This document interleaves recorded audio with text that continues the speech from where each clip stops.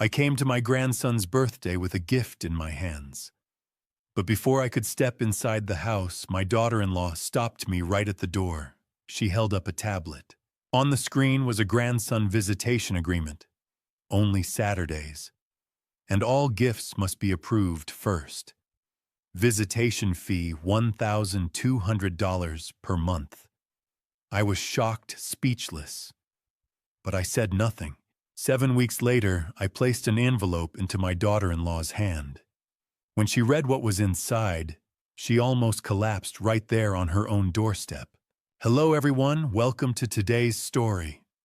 Leave a comment telling me where you're watching from and what you would do in this situation. Don't forget to like and subscribe to the channel. Note: this is a fictional story created for storytelling, but it still carries meaningful and helpful insights. The laminated sheet of paper didn't just slide across the granite countertop. It hissed a clinical sound that cut right through the muffled excitement of my grandson's 6th birthday. I stood there, Vance Kendrick, a 67-year-old retired bridge inspector, with eyes that still looked for cracks in foundations, feeling the heavy weight of an off-road RC truck in my arms. The box was massive, $120 of plastic, and gears meant to conquer the backyard dirt. But it felt like lead against my chest. Blocking the threshold was Leonie Morgan, a 38-year-old nonprofit director whose efficiency felt more like a weapon than a skill. She didn't offer a hug or even a smile. She simply held a clipboard like a shield, her eyes as cold as the morning frost on a Michigan highway. Behind her, 6-year-old Milo Kendrick pressed his palms against the storm door, his face lighting up at the sight of the gift, his muffled laughter vibrating through the glass. I tried to step forward, but Leonie's posture didn't budge. "Happy birthday, Milo," I called out, trying to keep my voice steady. "Look what Grandpa brought you." Leonie didn't look at the boy. "Wait, Vance," she said, her voice dropping into that rehearsed professional register she used for board meetings. "We need to get on the same page before you go any further." She wasn't just asking for a chat. She handed me a 3-page document titled Gift Approval and Family Support Agreement. This wasn't a sudden thought. It was a premeditated financial trap, typed and laminated before I had even pulled into the driveway. My son, Lawson Kendrick, a 41-year-old high school vice principal, who looked far older than his years, stood in the kitchen hallway, staring at his shoes, a ghost in his own home. Have you ever looked at your own flesh and blood and realized you were being appraised like a piece of distressed real estate? I looked from the legal jargon to Lawson, but he refused to meet my eyes. Leonie explained with the detached grace of an auditor that due to Milo's extravagant developmental needs, any future visitation now required a recurring monthly contribution of $1,200. $1,000, I whispered, the indignation rising like a tide in my throat. "Leonie, I am his grandfather, not a subscription service." I turned my gaze toward the hallway. "Lawson, for God's sake, say something." He just shifted his weight, the smell of the birthday cake in the oven suddenly making me nauseous. The cold granite of the island felt like a tombstone under my hand as I read the clause that essentially barred me from the property without a cleared transaction. Milo was still there, watching through the French doors, his small hands still pressed against the wood eyes fixed on the bright decals of the truck. My heart broke for the boy, but my mind was sharpening, calculating the structural failure of this family. The door didn't just close. It clicked, a final metallic seal on a relationship I thought was made of gold. I backed away, refusing to press my pen to her extortion. "The truck stays in the car. Leonie," I said, my voice low and dangerous. "I won't buy my way into my own family." As I reached the porch, Lawson finally spoke, his voice thin and hollow, repeating her script. "It is for Milo's future, Dad," he said, confirming he was fully under her thumb. I gripped the steering wheel until my knuckles turned white, realizing that $1,200 wasn't just a fee, it was the exact amount I'd seen missing from my late wife's legacy accounts just a month prior. Grief has a specific smell, a mixture of stale lilies and the cold metallic scent of a hospital room, and tonight, it was thick enough to choke me as I stared at the photo of Eloise holding our grandson. I sat in the center of the kitchen in Grand Rapids, the very heart of the home we had shared for 40 years. But the silence felt like a physical weight pressing against my ribs. The hum of the refrigerator was the only voice left in the house, a low and steady vibration that seemed to mock the emptiness of the chairs around the table. Just hours ago, I had been standing in a foyer in Holland, fighting for the right to see my own blood. But now I was just a man in a quiet room with a head full of sharp, jagged suspicions. I reached out and touched the glass of the frame, tracing the edge of my wife's smile. It was January 2021, the only time she got to hold Milo before the pancreatic cancer stole the breath from her lungs. "I wish you were here to tell me I am overreacting," I whispered into the shadows. "But you always said I had too much trust in foundations that hadn't been tested." My mind drifted back to a dinner we had shortly after Lawson and Leonie's wedding, a night filled with the kind of hope that blinded me to the cracks already forming in the masonry. I had presented them with an $85,000 check for a down payment on their house in Holland, viewing it as a bridge I was building for the next generation. I remember the way the dining room air felt thin and cold, and the way Leonie's eyes didn't settle on me or Lawson. Instead, they tracked that check with the sharp, clinical focus of a predator calculating its next meal. She hadn't even finished her dessert before she brought out a spreadsheet, already outlining how my engineering firm's value could be leveraged for what she called diversified investments. "Do you know what it feels like to realize that your wife's final moments of joy were being used as a backdrop for a bank transfer?" I remember Lawson nodding along, his eyes glazed with a mixture of exhaustion and a desire to please her, while I just sat there thinking it was all part of being a supportive family. I stood up the floorboards, groaning under my feet, and walked to my home office. I pulled out the heavy filing folders labeled Family Gifts, the drawer sliding open with a familiar metallic rasp. I found the carbon copy of that $85,000 transfer, the paper crinkling under my fingers like old leaves.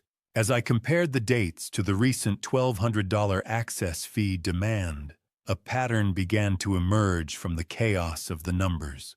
Memory is a bridge with a lot of hidden rust. You don't see the structural failure until you're already falling through the gaps. I saw the withdrawals Leonie claimed were for emergency repairs, each one siphoning a little more of our legacy away. Then I saw it tucked in the margin of an old bank statement. It wasn't in Lawson's loose scrawl, but in Leonie's tight, controlled hand. She had listed my engineering firm's estimated liquidation value right next to the words, "Exit Strategy, Year 5. The date on that note wasn't just any day. It was tomorrow. And I finally understood why the $1,200 demand was delivered with such sudden, desperate urgency. I pulled the 3-ring binder from the bottom drawer, the plastic sleeve sticking to the wood, like a scab that didn't want to be ripped off. The smell of old desk wood and cedar was replaced by the crinkle of laminated plastic as I spread the various versions of Leonie's grandparent visitation guidelines across the flat surface of my own desk. I am a man who has spent my entire career looking for structural fatigue, and yet I had missed the deliberate erosion happening in my own family. I traced the progression of these pages with a trembling finger. In 2021, it was a single-page list of Milo's food allergies, a reasonable request from a new mother. By 2024, it had mutated into a comprehensive 4-page legalistic manifesto. Leonie's voice echoed in my mind, a soft, persuasive purr. It's just for Milo's routine, Vance. We need consistency, or he gets overwhelmed. I realized now that every rule was a brick in a wall introduced under the guise of structure, but functioning solely as a barrier for me. My gaze fell on the parking restriction section. I remembered a rainy Tuesday in the spring of 2024 when Leonie told me I could no longer park in the driveway. She claimed it stressed the neighbors and blocked the emergency egress. I can still feel the weight of a heavy box of books in my arms as I carried it 3 blocks in the pouring rain my coat soaked through. Just because I didn't want to break her rules and lose my precious 2-hour window with Milo. I had looked at the empty driveway as I walked past, then at Lawson, who was standing by the garage. "The street is fine, Dad," he had said, refusing to look me in the eye. "Leonie just wants to keep the driveway clear for the grocery delivery." "It's 3 blocks away," Lawson, I had replied, the rhythm of the rain against the window of my car later that night sounding like a funeral march. Have you ever seen a cage being built around you, one polite request at a time, until the bars are too thick to bend? I noticed something chilling as I read the emergency egress clause again. It was word for word a section from a standard assisted living facility contract. She wasn't just managing my visits. She was already rehearsing my institutionalization. I began to map these rules against my financial gifts, using the analytical coldness of a bridge inspector. Every time I provided a significant sum, whether for a new roof, a landscaping project, or a vacation fund, the visitation rules became more restrictive immediately afterward. The money wasn't buying me love or access.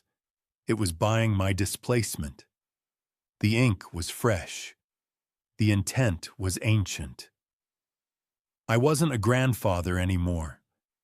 I was a line item in a budget. I reached the very back of the binder and found a loose sheet of paper. It was a move-in checklist dated for the upcoming week. My home address was at the top, but it was listed under a category called liquidated asset. I realized the exit strategy wasn't just about my house. It was about my heartbeat. The Starbucks meeting Lawson had scheduled for tomorrow wasn't a request for a chat between father and son. It was a summons to my own funeral, and the realization turned the air in my office to ice. I watched my son through the coffee shop window, his hands trembling so violently he had to set his latte down. And I knew I wasn't walking into a reconciliation, I was walking into an ambush. The exit strategy I had discovered in my study was no longer a theoretical fear. It was the summons to my own funeral that I had anticipated since the night before. I pulled into the Hudsonville Starbucks, my eyes scanning the parking lot, with the same diagnostic scrutiny I used for cracked trusses and shifting abutments. There were too many polished SUVs and not enough soul in this town anymore.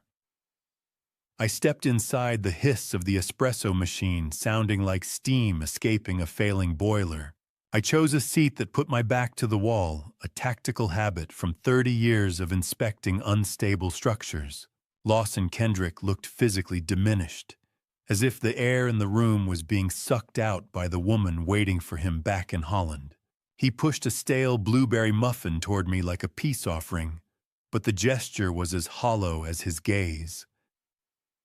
"You look tired, Lawson," I said, keeping my voice low and level.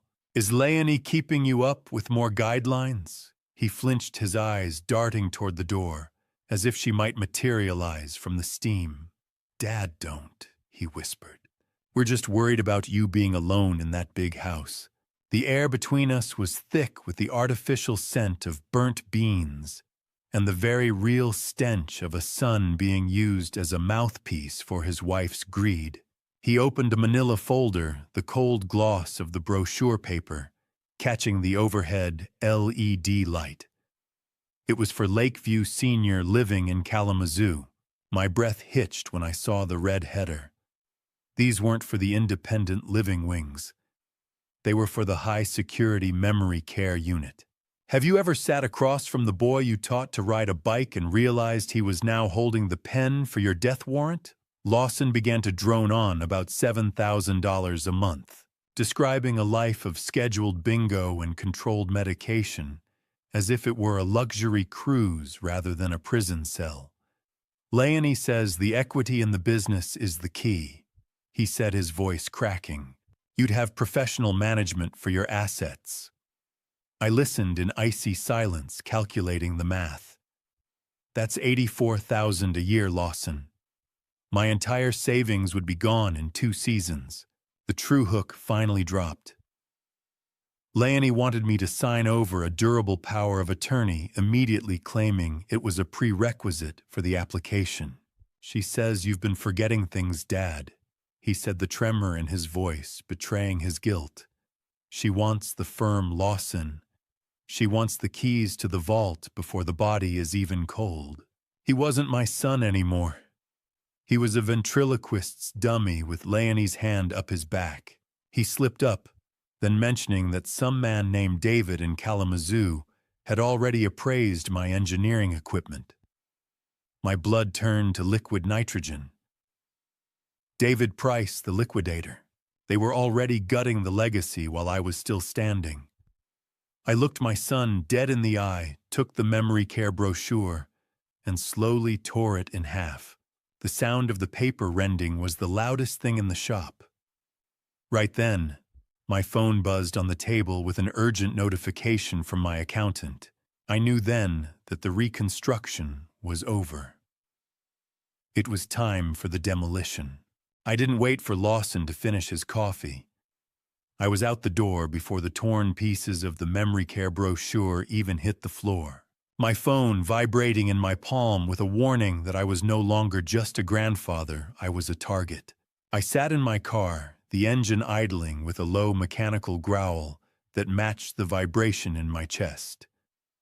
I pressed the phone to my ear, listening to a frantic voicemail from Sandra Redmond. She explained that a $12,000 transfer had been attempted from my late wife's legacy account just an hour ago. The electronic signature they used was a forged version of my own, a crude imitation of the hand that had signed off on the safety of thousands of commuters. I realized then that the $1,200 access fee Leonie had demanded was just a smokescreen, a petty distraction designed to keep me looking at the surface while she went for the deep supports. Silas discovers that the David in Kalamazoo Lawson mentioned is actually David Price, a notorious high-risk liquidator who specializes in distressed sales for families in legal disputes. This wasn't a family disagreement. It was a professional liquidation. I drove directly to downtown Grand Rapids, the familiar hum of the city traffic sounding like white noise against the cold, professional fury building in my gut. I walked into the office of Silas Thornton, a 55-year-old family law attorney who spoke in perfectly formed sentences and looked at the world through a lens of absolute objectivity. He studied the laminated list of rules I placed on his desk, his expression unchanging as he pulled up recent filings in the county court. He was checking for any notice of incapacity Leonie might have filed to strip me of my legal standing before I could fight back. "She's moving faster than I anticipated, Vance," he said, the ticking of the grandfather clock in his office punctuating the gravity of his words. "She's not just isolating you. She's trying to civilly execute you. Have you ever seen the blueprints for your own destruction and realized the architect was someone you once shared Christmas dinner with? It is a sickening feeling, like watching a bridge collapse in slow motion while you are standing on the center span." Silas leaned back, the smell of expensive leather and old law books wrapping around us like a shield. He laid out the protocol. For 7 weeks, I had to play the part of the confused, compliant senior. I was to attend every visit park exactly where she demanded and sign absolutely nothing. This wasn't a family squabble anymore. It was a siege. Every restriction and every petty rule had to be documented in a hidden log to build the case for unreasonable denial under the state's Grandparenting Act. If she thinks she's winning, she'll get sloppy with the paper trail, Silas warned. 7 weeks, I replied, my voice steady. I can do 7 weeks for Milo. As I stood to leave, Silas revealed one final piece of intelligence. Leonie had already attempted to update the beneficiary on my primary life insurance policy to a trust she controlled, claiming administrative convenience. He handed me a specialized recording device disguised as a silver keychain, the metal feeling cold and heavy in my hand. The first visit of the protocol started tomorrow, but Silas told me there was one thing I needed to do before I stepped back into that house. I watched the laser printer hum to life, spitting out warm pages of bank statements that looked like ordinary household math, but each line was actually a signature on a slow-motion robbery. The silver keychain Silas had given me sat heavy in my pocket, a silent reminder that my life had become an undercover operation. I walked into the quiet Grand Rapids office of Sandra Obi, a meticulous 50-year-old accountant who kept records like a librarian and tracked money like a bloodhound. She sat surrounded by the paper trail of my life, her desk a battlefield of spreadsheets and ink. Sandra treats a ledger like a crime scene, and the smell of ozone and fresh ink in the room made the analytical horror of the situation even more acute. She had cross-referenced the $85,000 down payment gift I had given Lawson and Leonie with their joint account records, mapping the flow of capital with terrifying precision. It is not just the money, Vance, she said, her voice steady as the ticking wall clock behind her. It is the timing. She pointed to a recurring pattern of transfers that had initiated shortly after Eloise passed away. Small amounts, $50 here, $200 there, but they were relentless. Every time I gave them a little extra for what Leonie called home repairs or Milo's school supplies, she was siphoning the equivalent out the back door. Have you ever found out that the person you trusted with your family's future was actually auctioning it off piece by piece? Sandra explained the mechanics of the fraud, showing me how the funds were moved into an account registered under a shell LLC Leonie founded years ago. She calls it strategic management in the filings, Sandra noted, but I call it embezzlement. The account showed no legitimate business activity, only a series of withdrawals for high-end retail spa days and unexplained stays in Kalamazoo. I realized then that I wasn't just funding a home for my son. I was funding a lifestyle for a predator. The most chilling discovery came when Sandra looked at the digital signatures. Leonie had been forging Lawson's electronic signature for these transfers for over a year. My son wasn't just a bystander. He was a victim of identity theft by his own wife. The printer gave a final rhythmic click as Sandra hit the total. $32,000 had been drained over the last 14 months alone. 32,000. I whispered, the cold clarity of the number cutting through me. That is more than Milo's entire future college fund. The paper felt heavy in my hand, a $32,000 weight that finally gave me the leverage I needed to push back. Sandra handed me the forensic report, advising me to take it directly to Silas. This was the structural flaw we needed to find. I looked at the mailing address for the Shell LLC and saw it was a P.O. box in Kalamazoo, directly linked to David Price, the liquidator Silas had warned me about.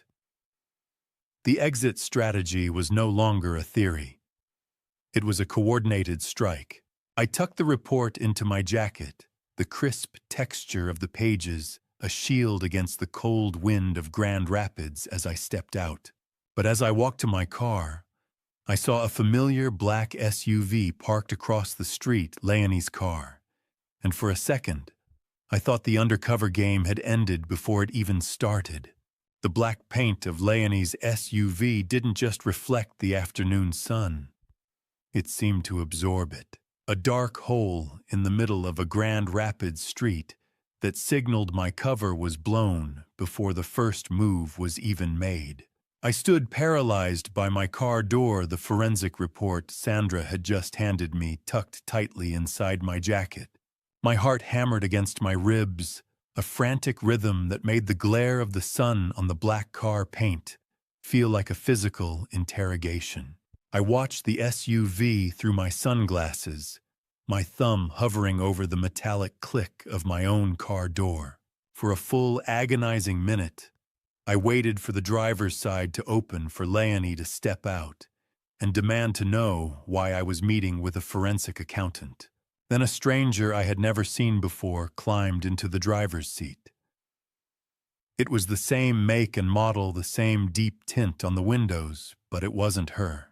The adrenaline spike left me lightheaded. "Get it together, Vance." I whispered to myself, the cold hum of the city fading back into the background. I realized then that I was seeing ghosts because she had already haunted every corner of my life. I drove back to the law office, my hands finally steadying on the wheel. I returned to Silas Thornton's quiet sanctuary, the smell of old paper and the rough texture of the bridge journal I carried, providing a grounding contrast to the paranoia outside. I presented the $32,000 theft evidence, spreading the forensic report next to the legal documents Silas had prepared. He revealed that while that specific SUV was a shadow, Leonie actually had hired a private investigator to follow me. They just hadn't spotted our meetings yet. We finalized the 7-week protocol right then. It was a strategic blueprint that required me to act as the perfect compliant target. "If she thinks you're broken, she'll stop hiding the transfers," Silas said, his voice as cool as the law office air conditioning. "Greed is always louder than caution." Can you imagine the discipline it takes to let someone treat you like a failing machine when you're actually the one dismantling their engine? I agreed without hesitation. 7 weeks of playing the victim to save my grandson's future was a price I was more than willing to pay. Silas explained the stakes with a heavy finality. One mistake, one flash of my controlled anger, and she could use it to justify a restraining order or that memory care commitment Lawson had mentioned. I received a specialized logbook, disguised as a common bridge inspection journal, to record every minute of the upcoming visits. I wasn't just a grandfather anymore. I was an operative in the survival of the Kendrick name. The clock started now. 50 days. 120 hours. One chance. Silas leaned forward, his eyes sharp. "Starting tomorrow, you are the world's most agreeable man. You park where she says, you eat what she approves." I looked at the rough texture of the journal in my hands and nodded. "I've inspected bridges with deeper cracks than her marriage," I told him. "I know how to hold steady." Silas then handed me a secret emergency contact card for a forensic IT specialist. The plan was expanding. We weren't just watching her, we were preparing for a digital sweep of the Holland house. I walked to my car with the bridge journal tucked under my arm, unaware that the first week 1 visit would start with a change to the rules that Leonie hadn't even bothered to laminate yet. I parked exactly 2 blocks away, my digital watch synced to the second. Knowing that in Leonie's world, arriving at 1:01 p.m. was a scheduled offense, and arriving at 12:59 p.m. was an act of aggression. I sat in the idling car for a moment, the bridge journal tucked under my arm. It wasn't just a prop, it was my shield. I walked the 3 blocks to the manicured house in Holland, my gait steady, hiding the prickling paranoia that told me a private investigator was somewhere in the suburban quiet, documenting my every step. The front door opened before I could reach for the bell, Leonie standing there like a warden. I stepped into the living room, and my eyes, trained to find the smallest structural anomalies, immediately caught the glint of a new, unblinking lens nestled in the crown molding. Leonie didn't mention the camera, but she stood directly beneath it, her posture stiff as she recited the safety briefing for the day's 2-hour window. "You're precisely on time, Vance," she said, her voice clinical and devoid of warmth. "Let's keep the interactions in the common area today." I nodded vaguely, adopting the slightly vacant expression of a man whose mind was supposed to be fraying at the edges. "Of course, Leonie." "Whatever makes the house run smoother," I replied. The smell of industrial floor cleaner was so strong, it masked any hint of a home, making the living room feel more like a waiting room. I sat on the edge of the sectional, the fabric rough against my palms, helping Milo with his solar system project. We worked with styrofoam spheres, the grainy texture of the planets, shedding white dust onto the carpet. Every time our heads leaned together to glue a ring around Saturn, I felt Leonie's presence shift. She moved through the kitchen, maintaining a direct line of sight through the open floor plan. A lens is a tiny thing, but when it's pointed at your soul, it feels like a cannon. During a brief moment when a delivery driver rang the front bell, Leonie vanished toward the foyer. Milo leaned in close, his voice a frantic whisper. "Grandpa, why does Mom say you have the forgetting sickness?" He looked at me with a fear that shattered my heart. "Are you going to go away like the birds in winter?" My blood ran cold with a fury I had to bury deep. Leonie was gaslighting a 6-year-old, using his love as a weapon to justify the bars she was building around me. I squeezed his hand gently. "I'm right here, buddy. I'm not going anywhere." The chime of the kitchen timer ended our world exactly at the 2-hour mark.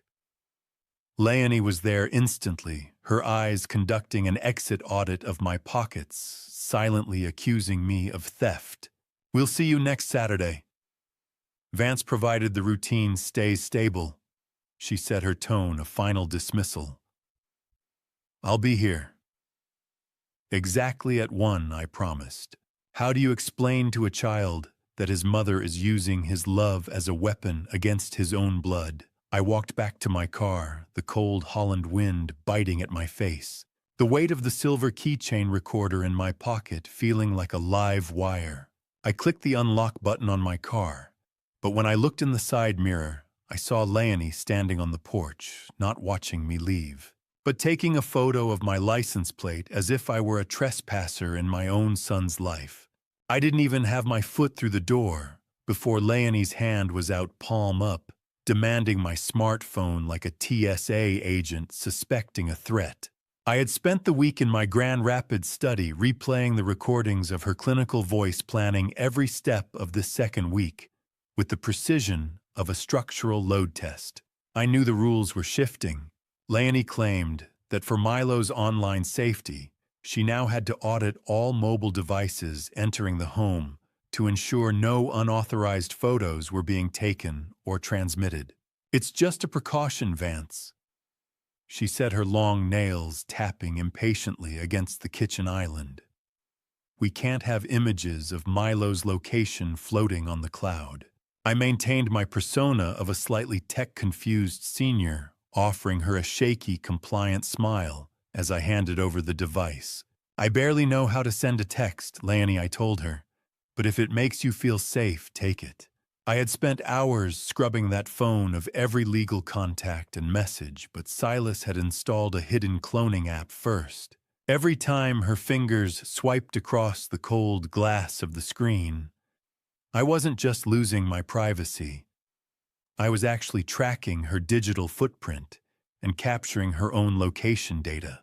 She sat at the counter, the smell of industrial floor cleaner still lingering in the foyer, and began a meticulous scroll through my life. While Milo played with stale plastic blocks in the living room, Leonie's eyes hunted for keywords. I watched her from the corner of my eye, noticing the fever pitch of her suspicion. She was looking for law firms or accountants. Her exit strategy deadline looming like a structural failure she couldn't quite see yet. "Who is this S? Thornton in your recent calls, Vance?" she asked, her voice sharp. I didn't flinch. "That's my old bridge structural consultant," I lied smoothly. "He's helping me with a foundation issue at my place." Have you ever sat perfectly still while someone erased your memories right in front of you just to see if you'd flinch? Leonie's thumb hovered over a file, and with a sudden casual flick, she deleted the only remaining video I had of Eloise's last birthday. It was an act of petty malice disguised as a technical error, a calculated attempt to see if I was still sharp enough to mourn the loss. The screen went black. The video was gone, but my resolve. That was just getting started. I felt the adrenaline-fueled deception coursing through me, but I kept my hands steady on my knees. When she finally returned the phone with a tight, unsatisfied smile, the rest of the visit proceeded under a heavy, oppressive silence. I finished my 2 hours and retreated to the street, the cold wind hitting my face as I reached the safety of my car. I pulled out my bridge inspection journal, and the scratch of my pen against paper felt like a small victory. I recorded the exact time and nature of the phone seizure, documenting the violation for the case Silas was building. As I looked at the logbook, I realized the GPS data Leonie's audit had left behind showed her car wasn't in Kalamazoo.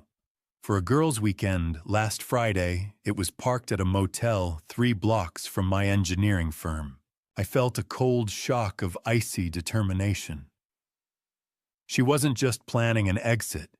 She was already circling the perimeter of my life's work. I ignored the black SUV and the feeling of eyes on my neck, focusing instead on the small wooden box in my lap, a bridge between the son I was losing and the grandson I was determined to save. I sat in my car for a moment on the familiar street in Holland, Michigan, the silence of the neighborhood weighing heavy. The GPS data from my phone audit earlier in the week had confirmed my darkest suspicions. Leonie wasn't just siphoning money. She was scouting the perimeter of my business, preparing for a final liquidation. I knew I had to move with clinical precision. I stepped out of the car, clutching 2 vintage model airplane kits. They weren't gifts. Gifts required the scrutiny of Leonie's laminated rulebooks. No, today, these were educational structural models for a science project, a tactical loophole I hoped she wouldn't close.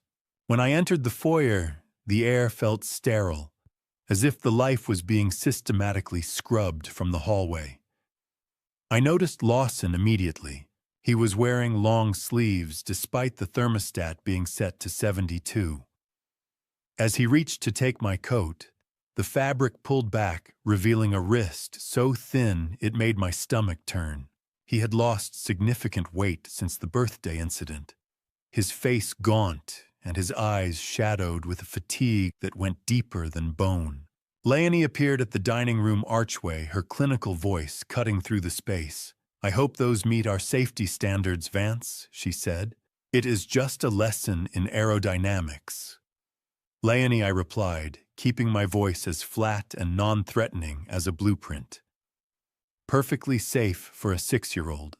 She inspected the kits with the cold eye of a customs agent. "I suppose, if it stays on the table and the glue is non-toxic." We sat at the table, the rattling of plastic parts in the box the only sound in the room.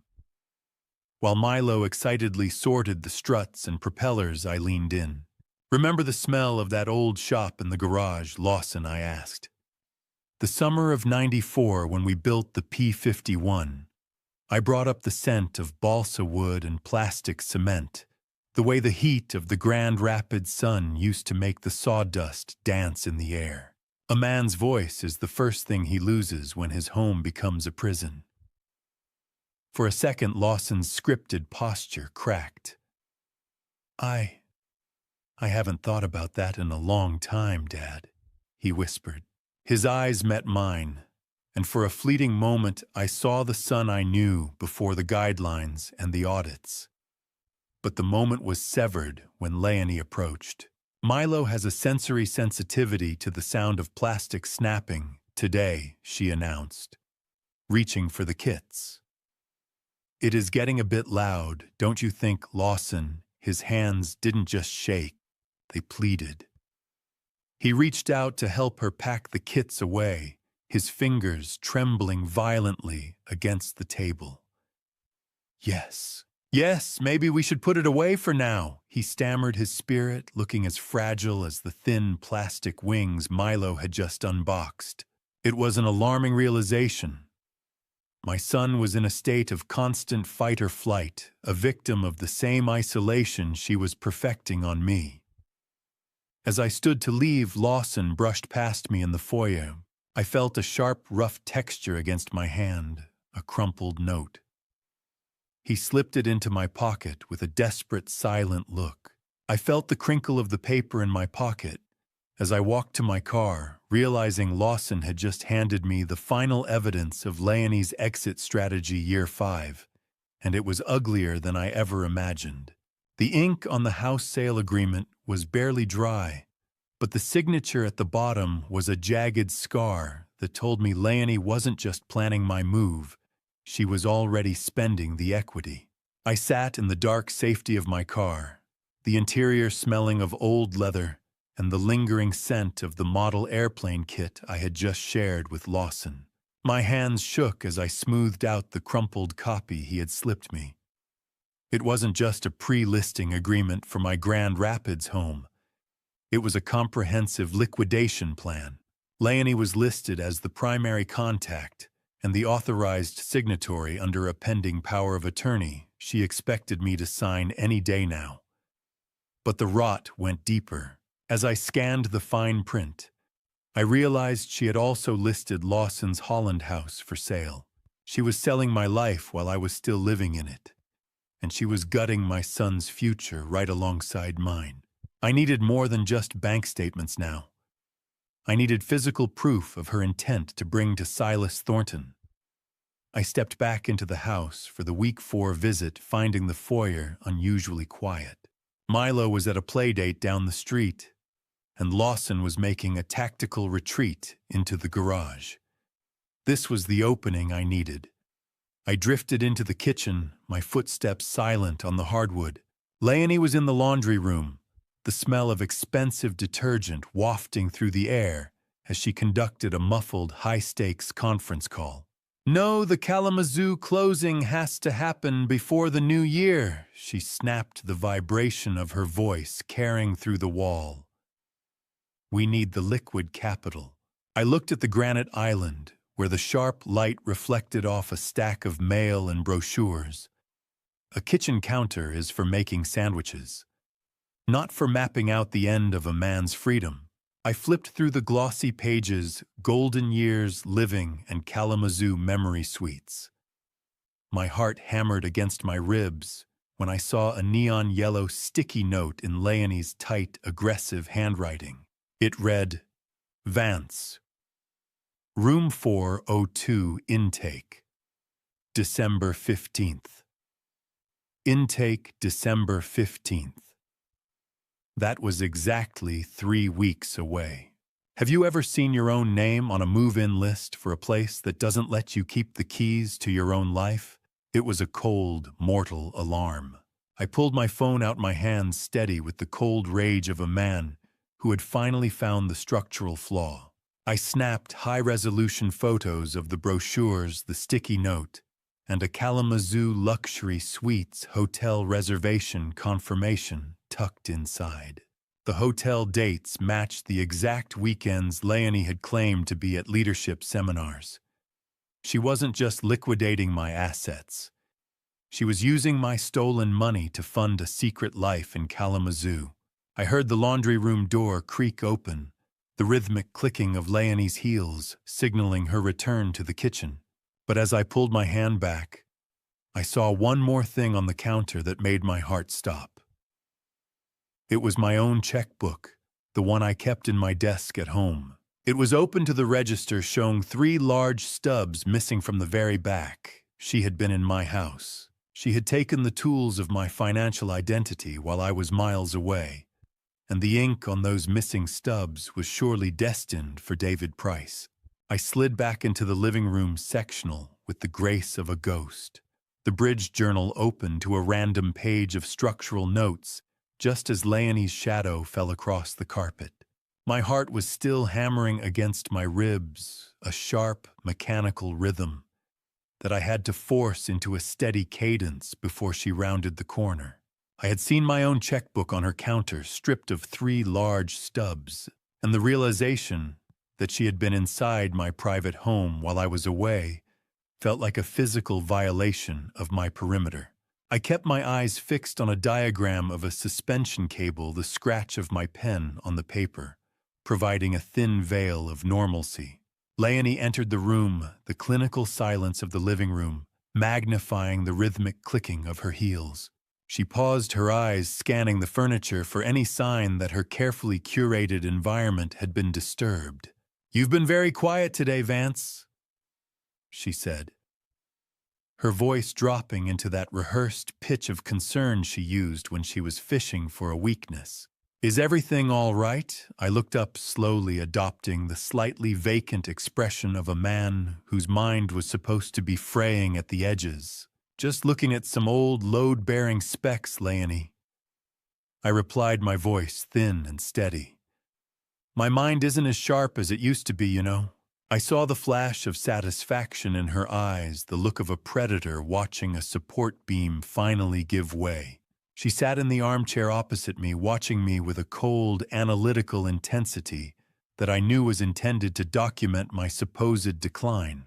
The tension was broken by the front door swinging open as Milo returned from his playdate.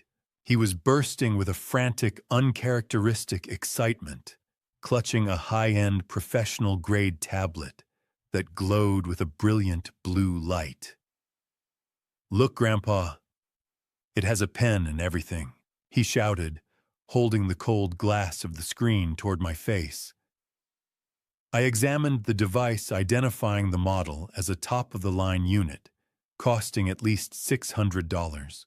Leonie quickly interjected, claiming she had found it at a liquidation outlet for a steal. "Have you ever seen a bribe disguised as a toy and realized you were the one who signed the check for your own replacement?" I noticed a retail sticker on the back from a boutique electronics store in Kalamazoo, a direct contradiction to her lie. More importantly, when I helped Milo set it up, I saw the device profile was registered to her secret LLC Strategic Management. She was buying his loyalty with my stolen funds and likely writing it off as a business asset. Later that evening, back in the safety of my Grand Rapids home, I sent the photos of the stolen check stubs and the tablet model to Sandra Obi. The ping of the text message notification was the sound of a trap closing. Sandra confirmed within minutes that a $650 withdrawal had been made from the joint account I had recently replenished for Milo's future. $650. One tablet. One more nail in the coffin of her credibility. The tablet's history even contained a digital receipt for a Kalamazoo dinner for 2 on a night Leonie claimed to be at a leadership seminar. I realized then that week 6 wasn't just another visit. It was the final assembly of the evidence, and Silas Thornton had already cleared his schedule for the point of no return. I didn't knock on Silas's door. I simply walked in and laid the bridge journal on his mahogany desk, like a soldier returning from the front lines with a map of the enemy's camp. The weight of the evidence I had gathered over the last 6 weeks felt like a physical burden, but as I sat down in the plush leather chair, I felt the first stirrings of a cold, tactical peace. Silas Thornton looked up, his sharp eyes scanning my face before settling on the journal. Sandra Obi sat in the corner, her lap occupied by a thick audit binder that she placed on the table with a heavy thud. We had reached the point of no return, Silas revealed that he had already pre-notified the bank to freeze my legacy accounts, effectively cutting off Leonie's Year 5 exit funding 48 hours before her scheduled intake date for my institutionalization. The trap was set. We spent the next hour in a war council compiling the three primary pillars of our counteroffensive, the forensic audit of the $32,000 theft, the documented pattern of my grandparental isolation, and the physical evidence of the memory care scheme I'd photographed on her kitchen counter. Silas reviewed the Michigan Grandparenting Time Act one last time, ensuring my legal standing was airtight. "We have enough for a criminal referral, Vance," he said, his voice echoing in the room. "Misappropriation of funds and elder abuse in the second degree." I shook my head, my jaw tight. "I don't want a jail cell for the mother of my grandson, Silas. I want leverage. I want my son back. Have you ever held a single envelope and known it contained enough truth to nuke a marriage and save a child?"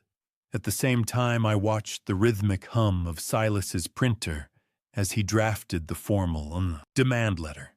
He addressed it specifically to Lawson, intending to force a legal awakening that would bypass Leonie's filters.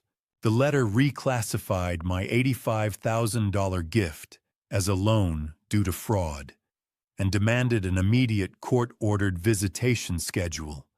"If he signs this, the isolation ends," Silas explained. "If he doesn't, we file the lawsuit before the courthouse closes on Monday." "He'll sign," I replied with a steely resolve. "He just needs to see what I've seen." Sandra provided the final bound copy of the audit, complete with the $650 tablet SKU and those damning Kalamazoo hotel receipts. Silas slid the demand letter on top and placed everything into a heavy, plain, brown envelope. The raspy slide of the paper into the sleeve was the most satisfying sound I'd heard in years.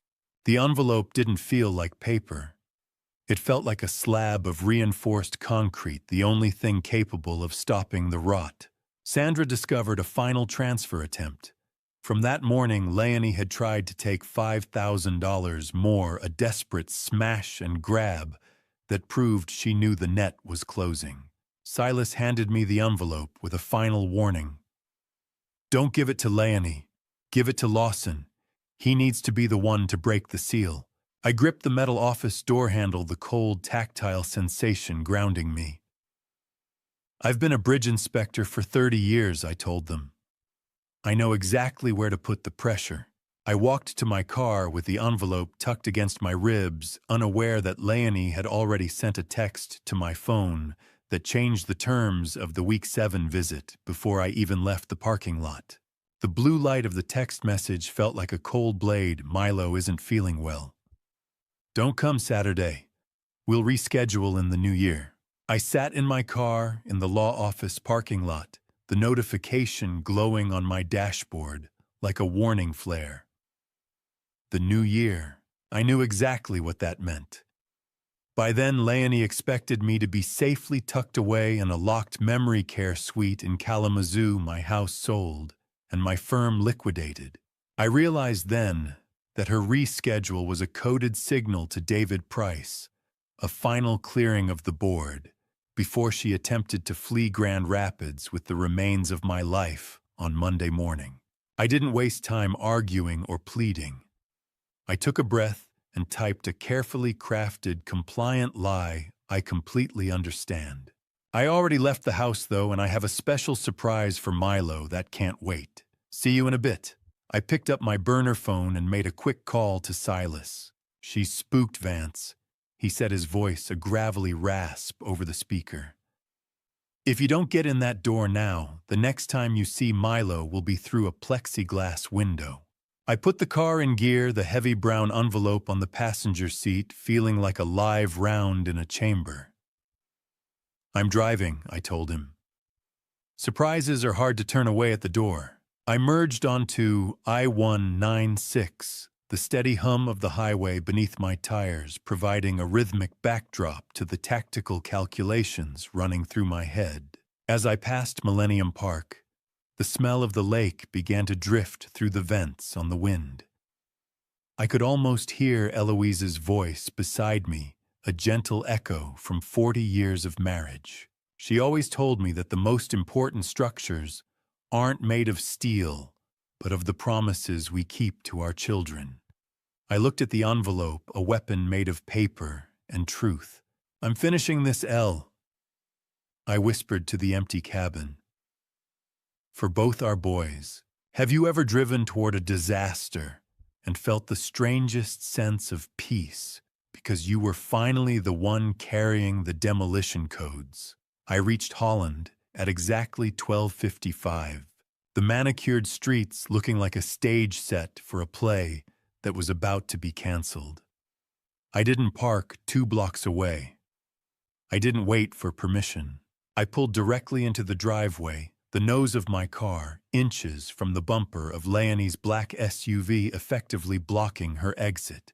I adjusted my glasses and gripped the manila envelope, my heart steady for the first time in weeks. I glanced up and saw Milo's face appear briefly at the upstairs window. His eyes wide and curious-looking, perfectly healthy. The lie of his illness was as transparent as the glass he was peering through. I didn't park on the street. I parked on her doorstep, literally and figuratively. I noticed a white moving truck idling just 3 houses down the driver, checking a clipboard. It wasn't a neighbor moving. It was Leonie's advance team for her secret Kalamazoo relocation, ready to gut the house the moment I was disposed of. I stepped out of the car, the heavy envelope in my hand, and saw the front door swing open before I could even reach the porch. Leonie was standing there, but she wasn't alone, and she didn't look happy. I didn't flinch when Leonie slammed the storm door frame, her face twisted into a mask of suburban rage that finally matched the ugliness of the exit strategy I carried in my hand. I stood at the base of the porch steps, the heavy manila envelope tucked under my arm like a girder I was about to drop into place. Leonie stood on the threshold, her expensive perfume clashing with the cold, damp Holland air, flanked by a man in a professional polo shirt. A man in a professional polo shirt, who I later learned was an estate appraiser, stood just behind Leonie with a clipboard and an impatient scowl. It was a tactical error on her part. The man wasn't just here for the furniture. Silas had identified him earlier as a representative for the Golden Years facility. She wasn't just planning my move for the new year. She was preparing to have me removed from my own home this very afternoon. "I told you he was sick, Vance," she hissed, the screech of the storm door punctuating her lie. "Your surprise can wait for the new year. Move your car or I'm calling the police." I looked past her toward the upstairs window, where I could clearly see Milo's healthy face pressed against the glass. "I'm not here for a social visit, Leonie," I said, my voice carrying the same resonance I used when I shut down a bridge site for safety violations. "I'm here for my son." Lawson finally appeared behind her, looking physically diminished and hollowed out, but the sheer level of noise on the porch seemed to pull him toward the light. Silence is a weapon. But sometimes, a single name spoken with enough weight can be a battering ram. "Lawson Kendrick, step outside," I commanded, using the full weight of my authority to cut through his trance. "We are finishing this right now." Leonie began to shriek, her hands clawing at the air, claiming I was confused and dangerous. I ignored her completely. My eyes were locked on my son. "Lawson, walk down these stairs, or the next conversation we have will be in front of a judge on Monday morning." To my immense relief, the decades of respect I'd built with him finally outweighed the 5 years of isolation she'd engineered. He brushed past her, ignoring her attempts to grab his arm, and followed me down to the end of the driveway. We stopped near the black SUV, the glare of the sun reflecting off the polished hood. Have you ever watched the person who used to look up to you for everything finally decide to stop being afraid of a shadow? It was the most beautiful thing I'd ever seen. I held out the envelope, the paper raspy against my palms. I should mention that I was also holding my phone live streaming every second of her screaming to Silas Thornton's office, so she couldn't claim I'd raised a hand to her. "Just read it, Lawson," I said, my voice low. "Don't look at her. Look at the numbers." He looked at me, his hands trembling as he reached for the package. "Dad, what have you done?" he whispered. I didn't answer. I didn't have to. Lawson's thumb hooked under the flap of the brown envelope, the sound of tearing paper echoing like a gunshot in the quiet suburban air. And I saw Leonie's face drain of color as she realized the seal was finally broken. The first page of the audit didn't just contain numbers. It held the obituary of my son's trust, printed in black and white, and totaling $32,000 of systematic betrayal. I watched Lawson pull the first page of the forensic audit out of the envelope, his eyes scanning the stark black ink of the report as Leonie watched from the porch. The crinkle of cold paper was the only sound in the driveway, save for the low whistle of the lake moisture on the wind. Lawson stood frozen at the edge of the asphalt, his fingers tracing a flowchart that mapped the transfers from the joint account he thought was for Milo's future directly into Leonie's secret, LLC. 32,000, he whispered, and the sound was like a support beam snapping under a heavy load. "Dad, she told me this was for the roof and the electrical upgrades." I stepped closer, my voice low and steady. "Check the dates, Lawson. They match her weekend retreats in Kalamazoo." I pointed to a specific line item where she had paid a consultation fee to an attorney 6 months ago to begin the process of declaring me mentally incompetent. His face transformed from defensive skepticism to a hollow, devastating realization. He flipped to the second section, seeing the high-resolution photos I'd taken of the nursing home brochures and the intake December 15th sticky note. He saw the pre-listing agreement for my house, and then with a sharp intake of breath, he saw the one for his own.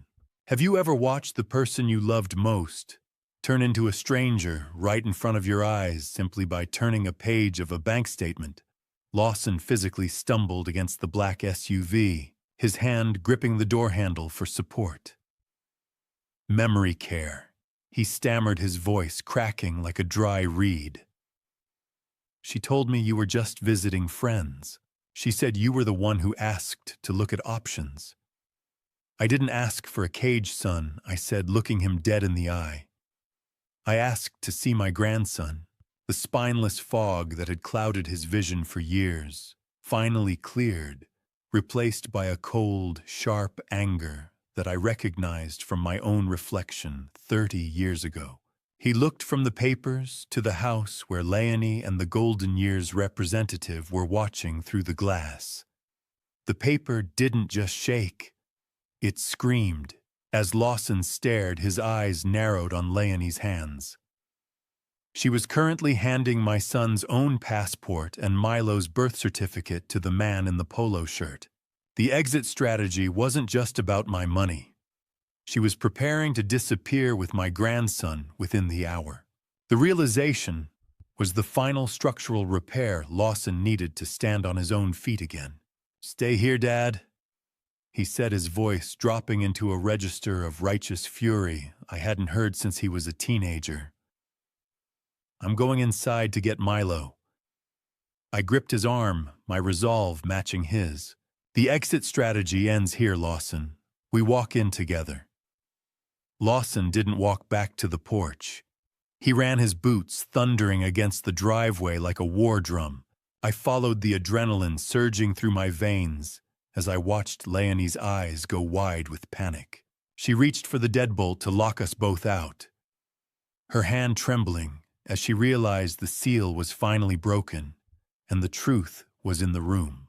The storm door didn't just rattle. It groaned as Lawson's weight hit the frame, forcing the latch to snap with a metallic crack that signaled the end of Leonie's quiet, laminated reign. I was a half-step behind my son as he breached the perimeter of the home he had been slowly evicted from by degrees. Lawson didn't pause in the foyer. He forced his way into the kitchen, his boots heavy on the hardwood, while Leonie retreated toward the oversized refrigerator. Her clinical mask, usually so seamless, was shattering into jagged lines of pure panic. The estate appraiser stood awkwardly by the granite island, clutching his leather briefcase like a life preserver in a rising tide. "I'm not a child. You can lock out of his own life anymore." Leonie Lawson boomed, and the sheer volume of his voice seemed to rattle the designer light fixtures. Leonie's hand scrambled for her phone.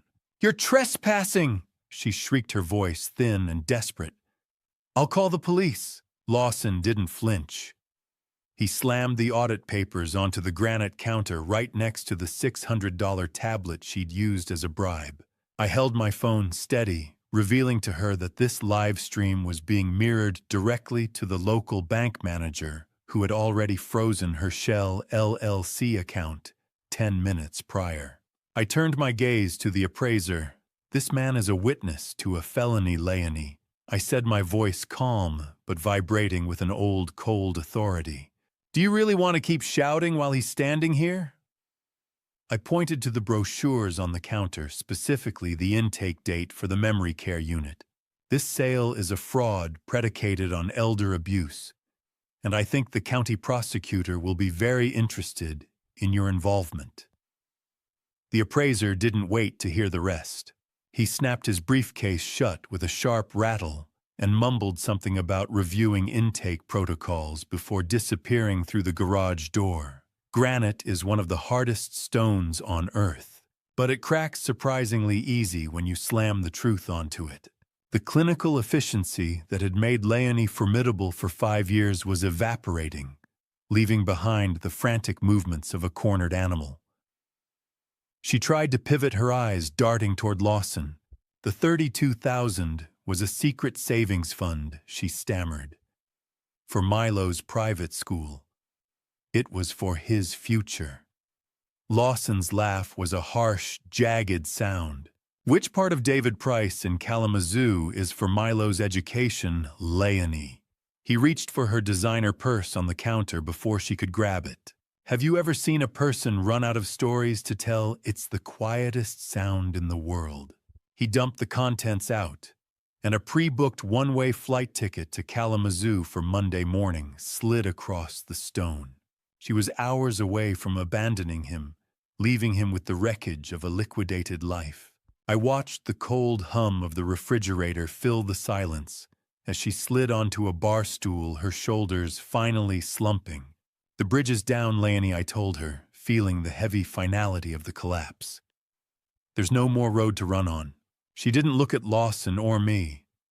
She looked at the tablet on the counter, and I saw a flicker of something much darker than greed in her eyes, a realization that the tablet held a secret we hadn't even found yet.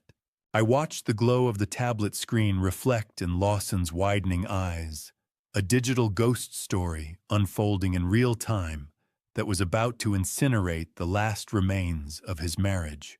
Leonie lunged forward, her clinical mask replaced by a snarl of desperation. But Lawson held the device high out of her reach.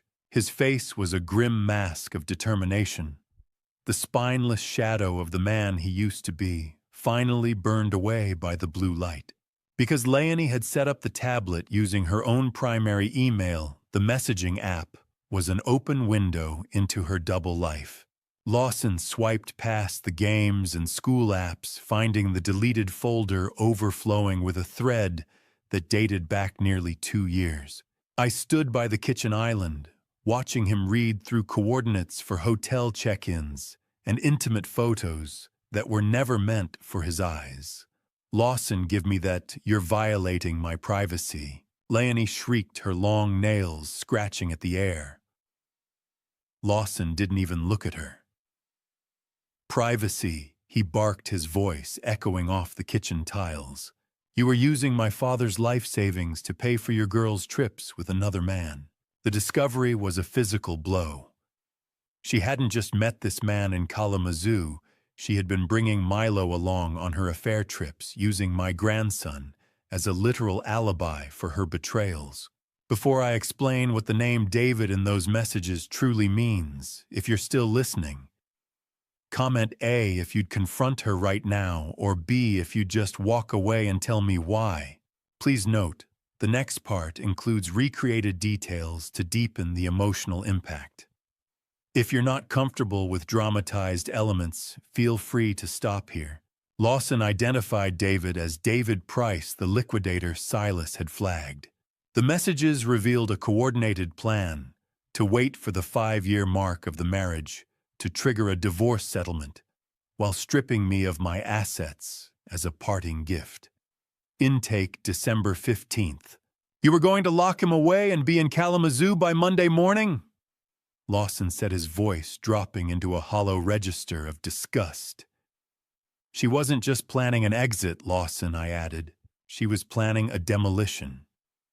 Leonie realized she had lost everything and slumped into a chair in clinical shock. I returned home later, leaving Lawson to handle the immediate wreckage. At 1 a.m, my phone vibrated on the nightstand. Lawson's voice was hollow but clear of the gaslit fog. He had spent hours going through the tablet. The $32,000 was a bounty she'd promised David once she liquidated the old man. 2 years of lies, 1 tablet, 0 excuses left. "She never loved me," Dad Lawson whispered. "I was just the infrastructure for her plan."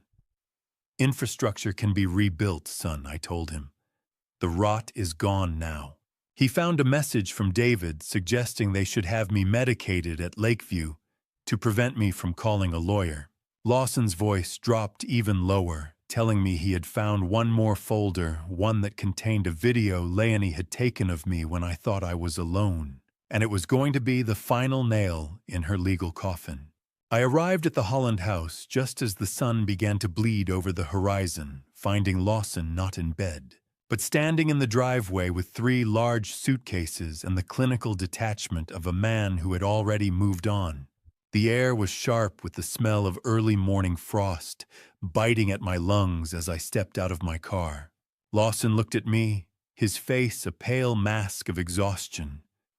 Yet his eyes were the clearest I had seen them in years. I followed him into the quiet foyer where Leonie was attempting to maintain her routine, sipping coffee and reviewing a laminated schedule as if the previous day's demolition of her marriage was merely a temporary glitch in the system. Lawson didn't wait for her to speak. He set the evidence-laden tablet on the kitchen island, the blue light of the screen illuminating the jagged truth. He played the final folder video, a recording Leonie had taken of me months ago, when I was sitting in my garden talking softly to the memory of Eloise about my grief. I watched her face as the video played.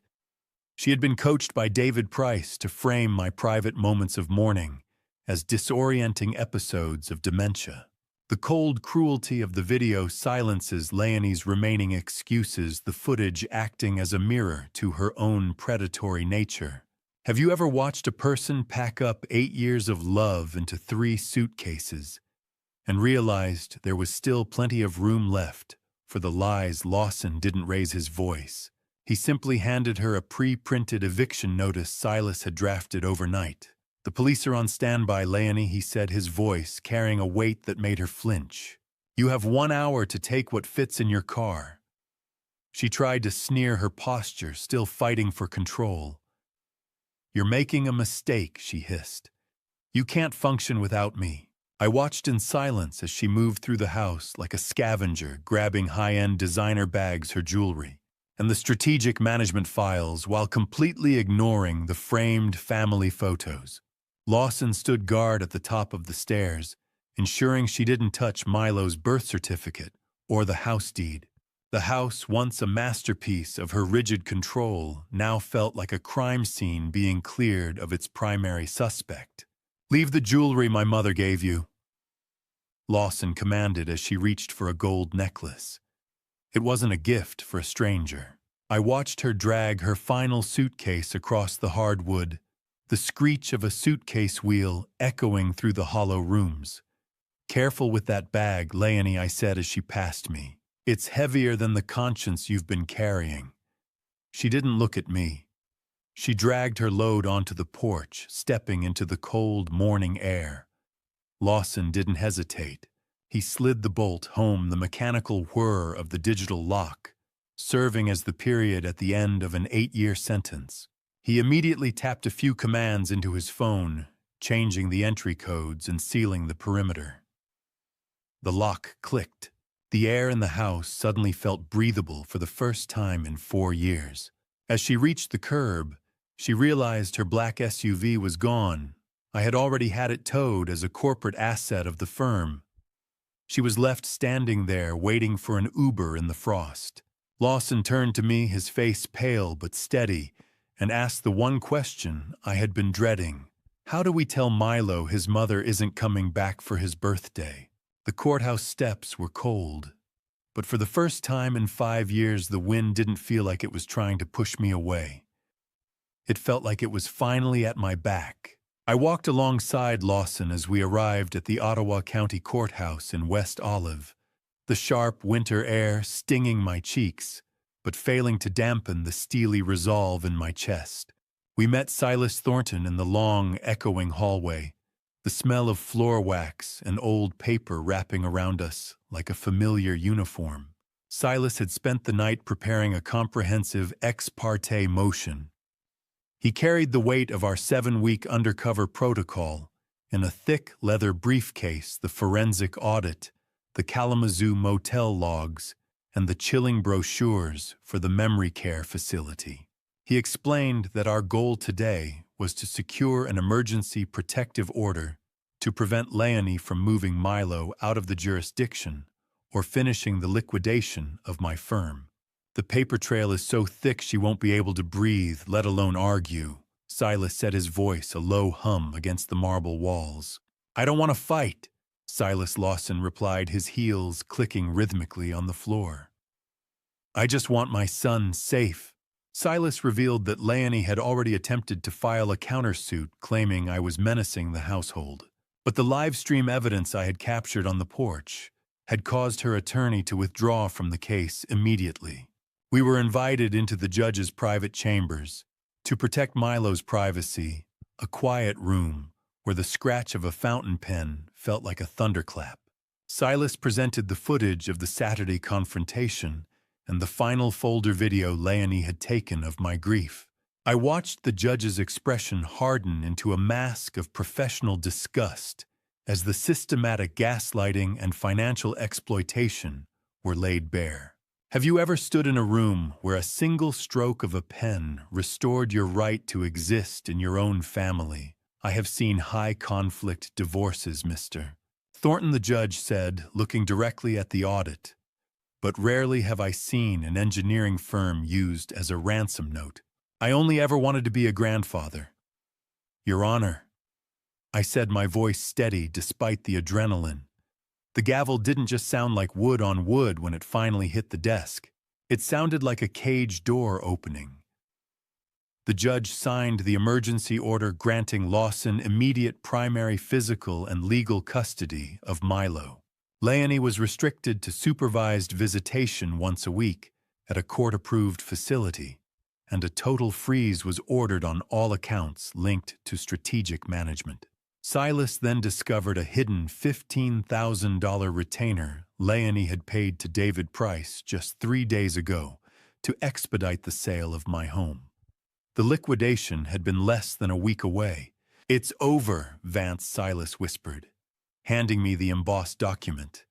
"The bridge is secure." Lawson gripped my shoulder, his face finally losing the gaunt look of the persecuted. "Let's go home and tell Milo he's going to see his grandpa today," he said. I walked out of that courthouse holding a copy of the order, but my mind was already on the Blandford Nature Center and the promise I had made to Eloise that our grandson would never have to be afraid of his own shadow again. There was no timer in my pocket, no camera in the crown molding, and as Milo grabbed my hand to pull me toward the marsh, the air in Grand Rapids finally tasted like freedom instead of a scheduled appointment. I pulled into the Blandford Nature Center parking lot, the rhythmic crunch of gravel underfoot, sounding like a celebratory march. Milo was already unbuckling his seatbelt, his face split by a grin that didn't need a laminated schedule to justify its existence. We stepped onto the trail, had the smell of damp pine needles and the cold bite of the winter air on my face, acting as a physical detox from the sterile, rule-bound atmosphere of the Holland house. For the first time in 4 years, I didn't have to check my watch. There was no 2-hour maximum, no safety briefing, and no surveillance. I watched Milo run ahead, his small boots kicking up the late autumn leaves, and I felt a knot in my chest untie itself. "Grandpa, can we go all the way to the water today?" He shouted, his voice echoing through the silent trees. "We can go as far as you want, buddy," I replied, matching his pace. "We have all the time in the world." As we walked, Milo revealed that Leonie had told him the nature center was closed forever, a lie designed to keep his world small enough for her to control. It was a chilling reminder that her isolation tactics weren't just aimed at me, but at the physical reality of a 6-year-old boy. We reached the observation deck overlooking the marsh, and there he was, a great blue heron standing perfectly still in the reeds. "Look how still he is, Milo," I whispered, leaning against the timber railing. "He's a wise old man of the water. He knows that if you wait and watch, you'll see the truth." Milo looked at the bird, then up at me. "Like you did with the envelope, Grandpa, a family is like a marsh. It looks messy on the surface, but underneath there's a complex system of roots holding everything together." I realized then that my grandson had understood more of the struggle than I ever gave him credit for. He pulled out a notebook, the scratch of a crayon filling the silence as he began to draw the statuesque bird. "Grandpa, Grandma Eloise used to talk about the big blue birds when I was a baby," he said, without looking up. "I'm going to name him Grandma's Bird. I think she's watching us." The spiritual closure hit me with the force of a structural wave. Have you ever looked at a child and realized you didn't just win a court case, you won back the right to tell him who he really is? I felt a profound peace, knowing that the bridge I had built wasn't just for legal access, but to keep my wife's memory alive in the next generation. As I helped Milo back into the car, I found a small, discarded Golden Years business card tucked in the back of his notebook. I realized with a shudder that Leonie had been having him rehearse the visit to the nursing home as a surprise party for me. The betrayal was complete, but it was also over. We drove away in the fading light, the winter sun dipping below the horizon. My phone buzzed with a message from Lawson, a brief note about restructuring the Kendrick firm that reminded me that while the emotional bridge was built, the financial wreckage still needed a structural overhaul. The Holland house didn't smell like lemon bleach and suppressed anxiety anymore.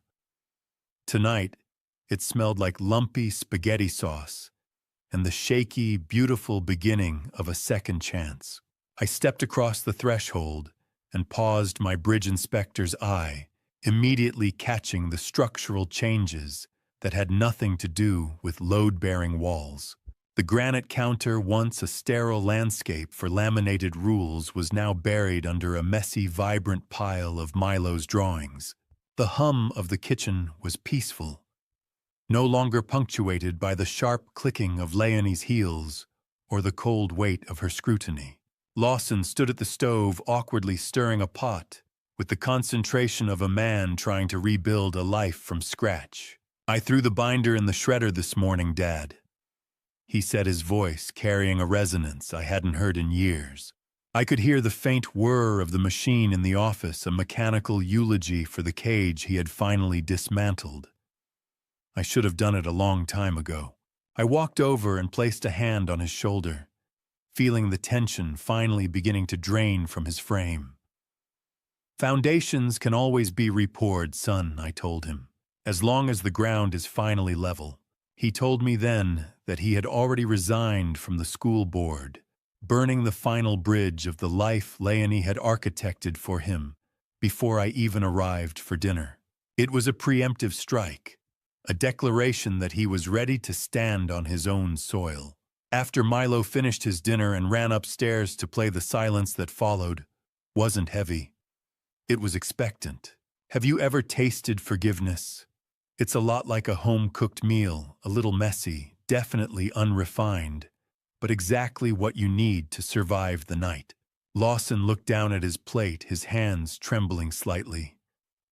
"I almost let her take everything, Dad. I almost signed you away to that place because I was so afraid of losing my son. She made me believe you were a danger, that your grief was making you unstable." He offered a raw, bleeding apology for the $1,200 demand and the years of spineless compliance. I listened with the patience I usually reserved for watching a concrete pour set, letting him empty the poison from his system. "You were protecting Milo the only way you knew how," I said, "but now we protect him together." The firm was bleeding, but the family was finally clotting. I shifted the conversation toward Kendrick's structural. I revealed that while $32,000 was a steep price for a lesson, Silas had frozen the accounts in time to save our core contracts. "I want you in the office, Lawson," I said, reaching across the table. "Not as a shadow, but as the partner I always hoped for. I want you to learn the administrative side to help me lead the men." I discovered Leonie had actually tried to fire our longest-standing foreman via a forged email right before the hammer fell. It nearly caused a walkout. "I need you there to help me heal those wounds." Lawson reached out his calloused hand, gripping mine in a firm, meaningful shake. "I'd like to learn how to build things that actually hold, Dad." As we cleared the plates, he reached behind the toaster and pulled out a small wrapped box he'd been hiding. It was the box that had been missing from my car for 5 months. I ran my hand over the cardboard of the RC truck box, the same box Leonie had tried to use as a ransom note 5 months ago. And I realized that some gifts aren't just toys, they're declarations of independence. I stood in the Holland kitchen, the air heavy with the smell of cardboard and new plastic, holding the weight of a memory that had nearly been incinerated by greed. Lawson stood beside me, his eyes tired but clear. He confessed that he had hidden the box behind the toaster to save it from the donation bin Leonie had designated for unauthorized clutter. She had even gone so far as to tell Milo the truck was broken and dangerous, a final lie meant to poison the boy's view of my generosity and ensure he never asked for it again. I looked at the bright decals and the rugged off-road tires, seeing them no longer as symbols of my exclusion, but as the first brick in the new foundation we were building. I couldn't let her give it away. Dad, Lawson said, his voice steady. "I knew you'd want to be the one to open it with him." I nodded, my throat tight. "You saved more than just a truck, Lawson. You saved a piece of us." On a crisp Saturday morning in late January, I took Milo to a public park in Holland. The cold wind nipped at our ears, but neither of us cared. There was no 2-hour timer ticking in my pocket, and no signature was required for the right to breathe the same air as my grandson. We sat on a weathered park bench, the wood cold beneath us, and tore into the packaging together. I took my time showing him the steering trim and the throttle, explaining the structural durability of the chassis. I wanted him to understand the mechanics, to know that things built with care can withstand a lot of pressure. Have you ever watched a child realize for the first time that love doesn't come with a monthly subscription fee? Milo looked at the remote, his small hands feeling the vibration of the internal servos. "Is it really mine now, Grandpa? No rules?" he asked. I squeezed his shoulder. No rules, buddy. Just physics and fun. He gunned the throttle, and the electric motor let out a high-pitched whine that sliced through the quiet morning. The truck roared to life, its tires finding purchase and sending a spray of frozen grass and dirt into the air. The motor whined. The tires gripped. The past stayed in the rear-view mirror.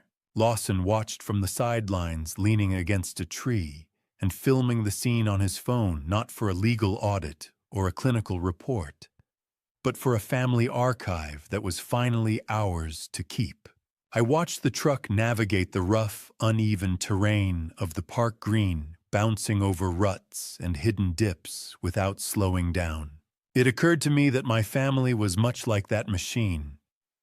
We had survived an off-road assault of systematic greed and managed to come out the other side with our chassis intact. Look how fast it goes. Grandpa Milo shouted, his face lit with a pure, unrestricted joy that Leonie had tried so hard to laminate away. It was built to handle the bumps, Milo, I called back. Just like us. Milo steered the truck back toward the parking lot. But as I reached to pick it up, I noticed a familiar car pulling slowly past the park gates, a car that didn't belong to any of our neighbors. I didn't just unlock the front door of Kendrick Structural. I peeled back the closed for inventory sign that Leonie had used to mask her attempts to sell my life's work while I was still breathing. I stood in front of the office in Grand Rapids, the morning sun glinting off the glass. Lawson was beside me, his gaze fixed on the entrance with a mixture of reverence and resolve. The familiar car I'd seen at the park earlier hadn't been a ghost from Leonie's camp, but Silas Thornton's courier, delivering the final legal paperwork that dissolved her remaining strategic management claims to the firm's equipment. We were truly clear. I pushed open the door, the air inside stale and heavy, with the smell of old ink and blueprints. Several desks had been cleared, remnants of the efficiency cuts she had started making the moment she thought I was a failing machine. I led Lawson to the primary drafting table, the cold surface feeling like a solid anchor. This is where the blueprints for the city's major bridges were first born, I told him. She almost sold the desks out from under us, Lawson, but she couldn't sell the expertise. I watched as he ran his hand over the wood, his eyes finally showing the spark of purpose that Leonie had spent years trying to extinguish. "I'm ready to learn, Dad," he said, his voice dropping into a register of quiet strength. "Show me where the load-bearing beams are." I began the actual training, then showing him the administrative archives and our structural inspection protocols. A business is like a bridge. It's only as strong as the connections between the people who cross it. I pulled out a hidden project I'd been working on during my forced isolation, a plan for a new pedestrian bridge at the Blandford Nature Center. It was a literal bridge to celebrate Milo's future. Lawson looked at the drawings, his finger tracing the lines of the trusses.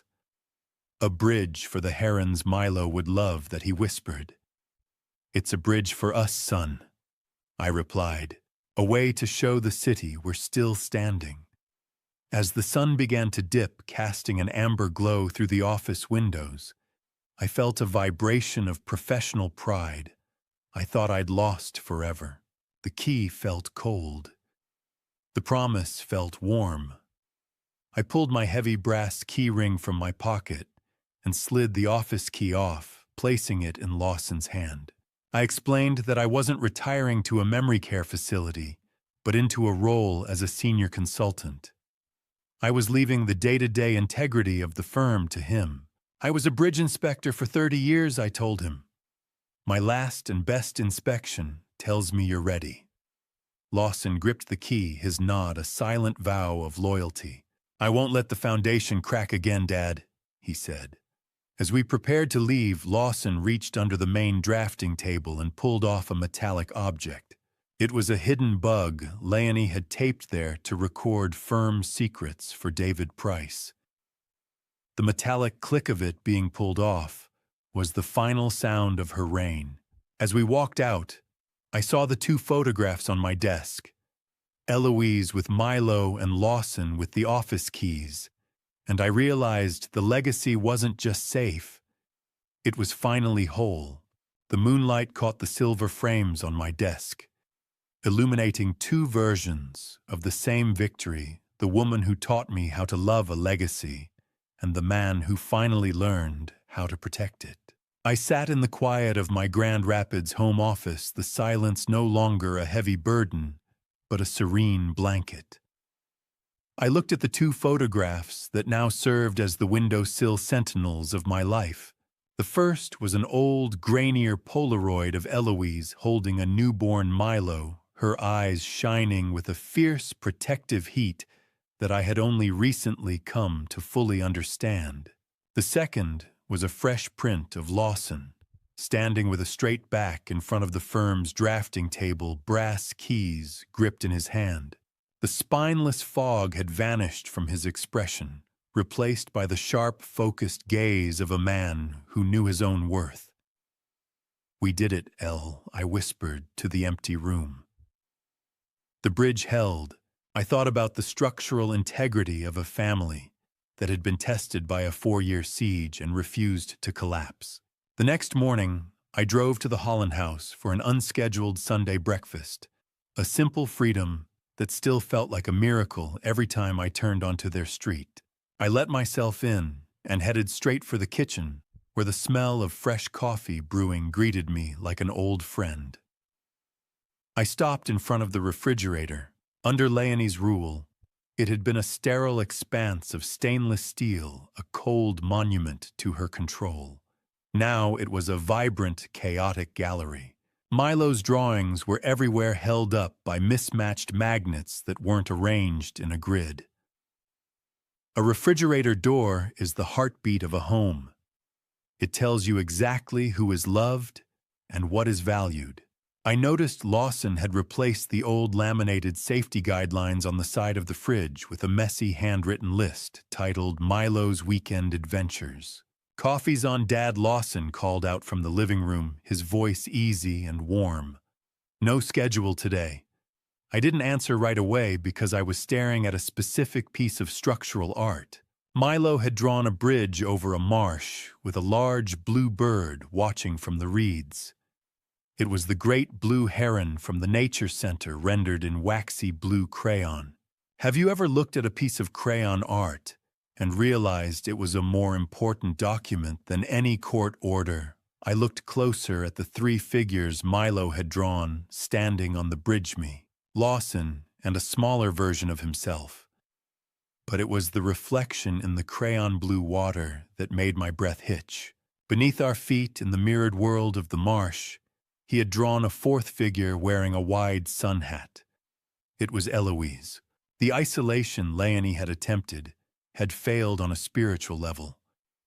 My wife was still the foundation of this family. I reached out to touch the corner of the paper, and my fingers brushed against something hidden. I flipped the drawing over and found a small note written in a child's careful script, "Happy birthday, Grandpa." It was dated from months ago, back when the rule binders were still on the counters. Milo had hidden it from Leonie for half a year, proving the child had been my secret ally through the entire storm. I turned away from the fridge, the waxy paper tucked into my pocket, and realized that while the battle for the firm was over, my true work as a grandfather was only in its first beautiful chapter.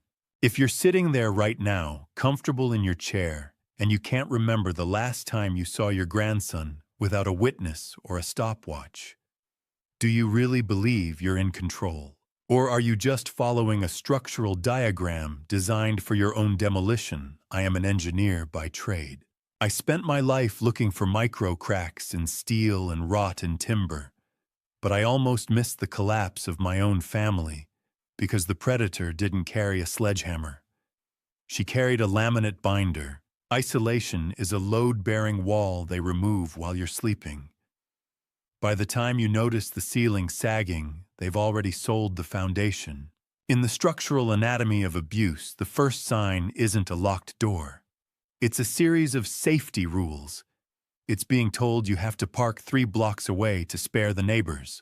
It's being told that for the child's online security, your phone needs to be audited. These aren't just inconveniences. They are the preliminary cuts intended to sever your social ties before the final liquidation begins.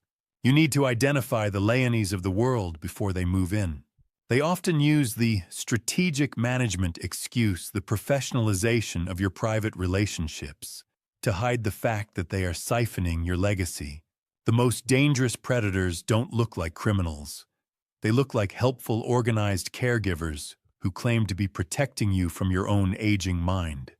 Silas Thornton recently told me he is investigating 3 other families right here in Grand Rapids who were targeted by David Price.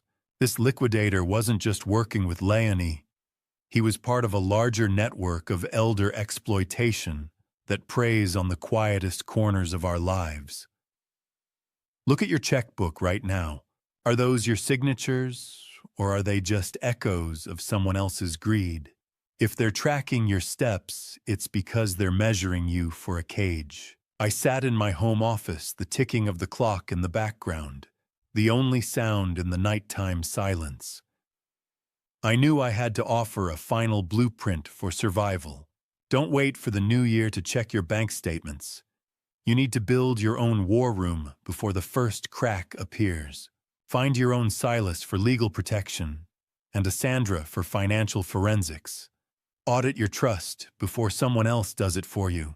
Inspect your own life with the same scrutiny you'd give a bridge carrying your children's cars. Trust is a bridge. But even the best bridges need a periodic inspection.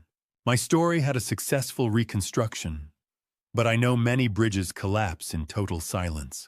I took the recovered $32,000 and used it to fund a local nonprofit that provides free forensic audits for seniors.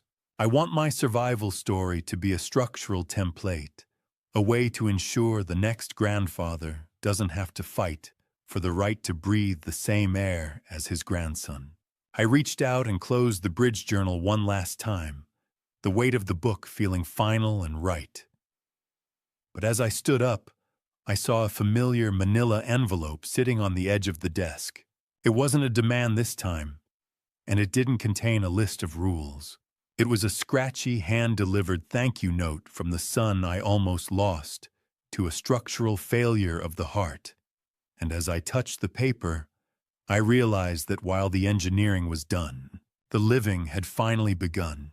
I held the cream-colored card in my hands, feeling the weight of the words Lawson had written, not a structural report on a bridge, but a reconstruction of a son's respect that I thought had been demolished forever. The tactile feel of the heavy cardstock grounded me as I stood in my quiet office, the smell of old books and fresh hope filling the space. Lawson's note revealed that he had actually found my bridge journal 3 weeks ago while I was visiting Milo. He hadn't said a word because he wanted me to see the plan through on my own terms, but he'd spent those weeks watching me with a new understanding. "Thank you for not giving up on me when I had given up on myself," he wrote. I traced the ink with my thumb, a small smile tugging at the corners of my mouth. "You were always worth the inspection, son," I whispered to the empty room. This was the true load-bearing wall of my life, the one I thought Leonie had managed to compromise. It wasn't just about civil engineering. It was about the survival of the Kendrick name. I looked at my bridge inspection tools one last time. The calipers, the levels, the high-intensity flashlight, before stowing them away in their velvet-lined cases. Truth is the only material that doesn't fatigue under pressure. In engineering, we call it a catastrophic failure when a structure gives way. In life, we just call it a lie coming home to roost. Leonie's failure was a failure of physics. She tried to build an entire existence on a foundation of shifting sands and calculated deceptions. Under the sheer pressure of the truth, we uncovered her structure was destined to collapse. A man's word is the rebar in the concrete of his life. Without it, the whole thing is just dust waiting for a storm. I looked out the window toward the park, where I knew Lawson and Milo were currently racing that RC truck. I could almost hear the distant, happy shout of my grandson echoing through the Grand Rapids night. I turned back to my desk, my gaze landing on a third photo that had arrived that morning, a professional rendering of the Eloise Kendrick Memorial Bridge. The city had officially approved the project at the Nature Center. It was a bridge for her, for Milo, and for every family that needs a path back to each other. The light went out.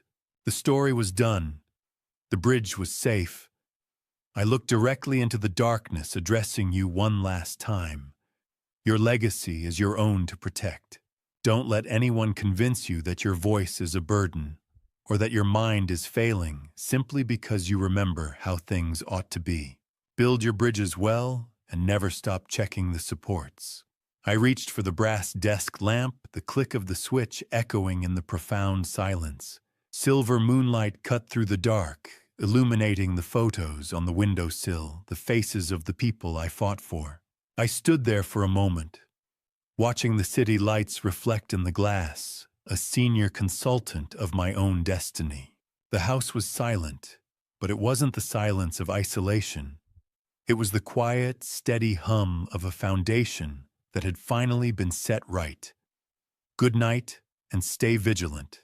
I wasn't expecting the bank's notification to feel like a victory parade, but when the screen flashed with the restoration of $32,000, it felt like the final support beam of my life had just been bolted back into place. I sat in my home office, the morning light filtering through the blinds, as the phone buzzed against the mahogany desk. It was Silas Thornton. The criminal referral for financial elder abuse had finally forced Leonie's hand. To avoid a prison sentence that would have surely followed a trial, she had signed over her remaining share of the strategic management liquid assets and a significant portion of her personal savings.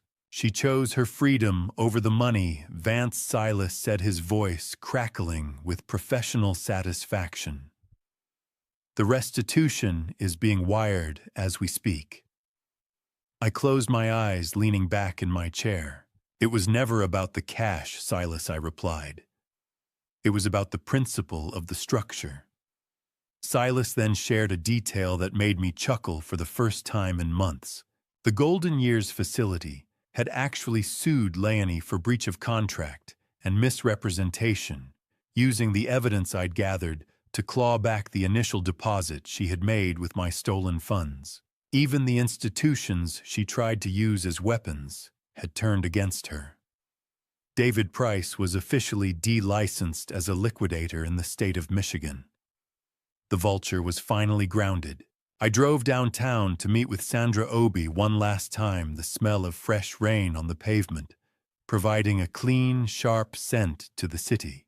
We sat in her quiet office, and I watched the cold, tactile click of her mouse button during the final audit. I watched the screen as the joint account balance updated. The zeros vanished, replaced by the $32,000 Leonie had siphoned away. Numbers don't lie. People do. But when the numbers finally line up, the lies have nowhere left to hide. Sandra leaned back, her task complete. Every penny is back where it belongs, she said. I'm archiving the exit strategy files for good. I nodded, watching the digital ledger. Put them in a safe place, Sandra. They are a reminder of what happens when we stop paying attention. I realized then that the final audit had uncovered one more betrayal. Leonie had actually intended to use $5,000 of that money to buy a silence agreement from a local bank clerk.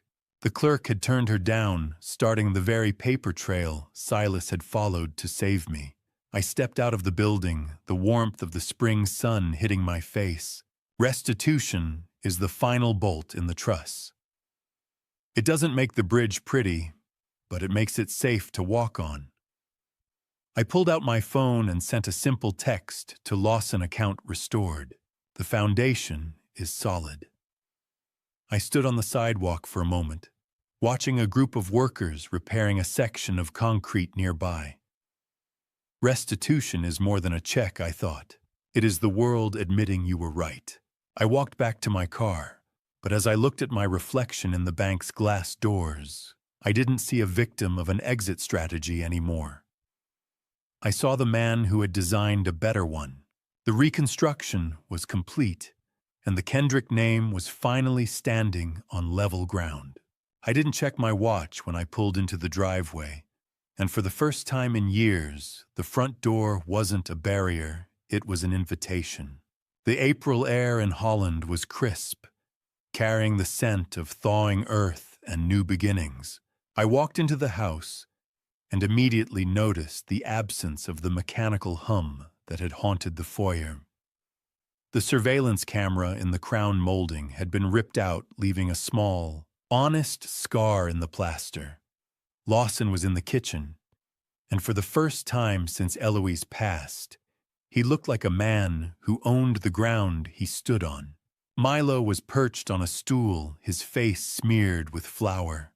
"Grandpa, do you want the pancake with the extra chocolate chips?" he chirped, holding a wobbly plastic spatula like a trophy. I took a seat at the island, the granite counter finally clear of Leonie's clinical safety protocols. "There's no timer on breakfast today," Dad Lawson said, sliding a mug of coffee toward me. "Stay as long as you want." As he spoke, a hidden secondary phone fell out of a false bottom in a desk drawer the movers were currently clearing from the office. It skittered across the floor, containing unencrypted messages to David Price about a fallback plan my quick legal action had completely neutralized. It was a final pathetic rattle of a dying structure. Have you ever watched a parasite leave its host and realized the host was actually stronger than it was before the infection started? I felt that strength vibrating in the kitchen as we listened to the metallic rumble of a moving van ramp outside. A stoic woman from the county office stood by the driveway, her clipboard a shield against any final dramatics Leonie might have planned.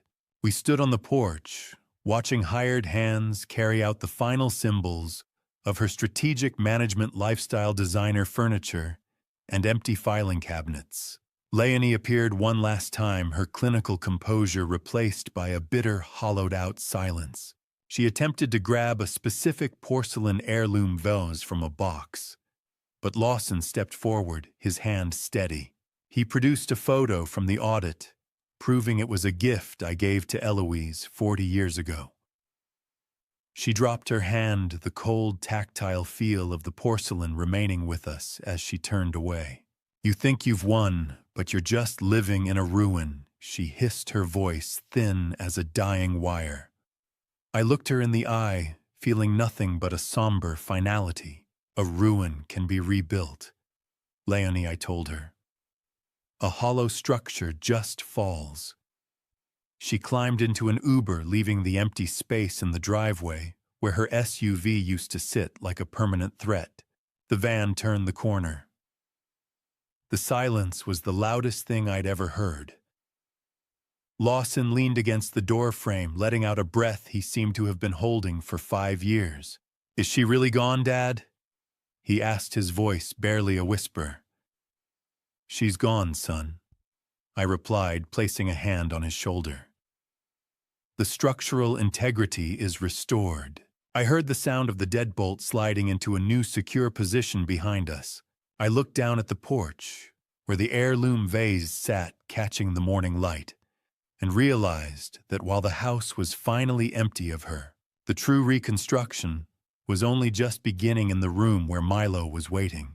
The shredder didn't just eat the plastic-coated pages of Leonie's grandparenting guidelines.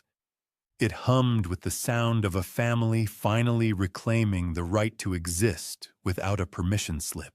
I stood in the Holland kitchen with Lawson, the morning light pouring over a counter that was no longer a clinical workstation. We gathered every laminated document she had left behind, the rigid schedules, the lists of prohibited foods, and the maps of where I was allowed to park.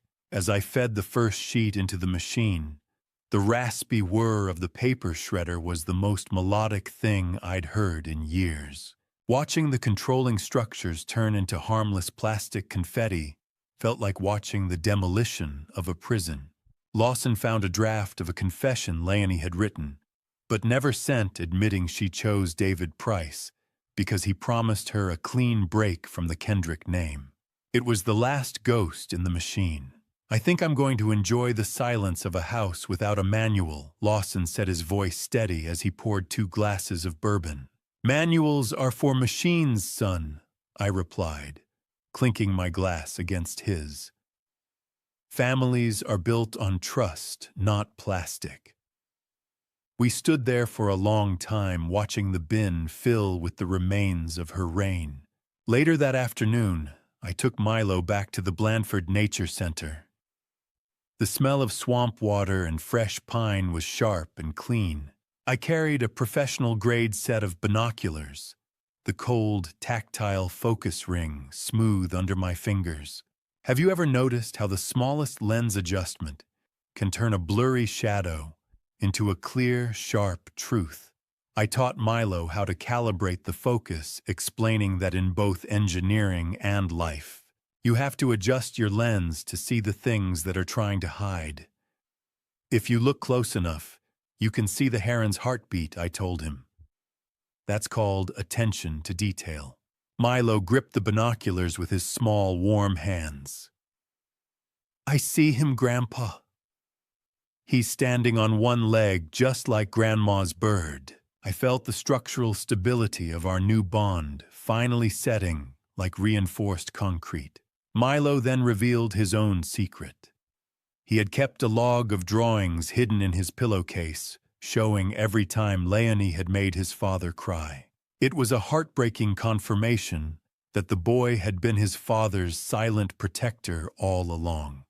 I watched Milo through the tall grass, reflecting on the exit strategy that failed so spectacularly. I almost lost my mind to gaslighting and my legacy to fraud. But I gained a partnership with my son that is stronger than any bridge I ever inspected. The heron took flight. The sky was wide. The cage was gone. I looked at the marsh one last time and delivered a final silent promise to Eloise. "The foundation is solid, Elle," I thought. "I'm taking our boy home now." The winter of our isolation was over, and the spring was finally here to stay. I watched the bird disappear into the Grand Rapids skyline and realized that my life's greatest inspection wasn't over a river. It was over the dinner table, and for the first time in years, the report came back perfect. I realized as I stepped into my office that the most enduring structures aren't made of steel or stone, but of the stories we refuse to let the world erase. The evening was quiet, the only sound the gentle hum of a house at peace, and the distant, muffled laughter of Milo playing in the backyard. I walked over to the heavy iron safe in the corner of my study, the crisp sound of the safe door clicking shut after I dialed the combination echoing against the mahogany bookshelves. I pulled a worn, leather-bound book from the darkness, Eloise's personal journal. Leonie had claimed it was lost in the move years ago, a calculated lie intended to sever my connection to the woman who built my foundation. I spent the afternoon immersed in her handwriting, the smell of old leather and vanilla paper rising from the pages like a physical presence. I found a tucked-away letter she had addressed specifically to a future Vance. It was as if she had looked through time and seen the cracks forming.